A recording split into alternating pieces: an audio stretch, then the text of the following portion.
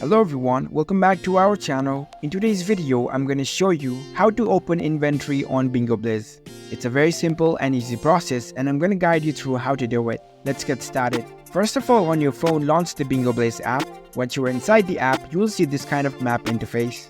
Now in order to go to the inventory, you need to go to your profile first. Here you can see the profile icon. Tap on it. Once you're in your profile, you can see different menu lists in the left corner. Over here you can see the balloons icon, tap on it. In this page you can see different collections of inventory that you received throughout the game. Whatever inventory you have earned through the game, it will be collected over here. So you need to play more games in order to collect more inventories. As you can see, I don't have any inventory right now, but you can collect inventories by playing more games and events.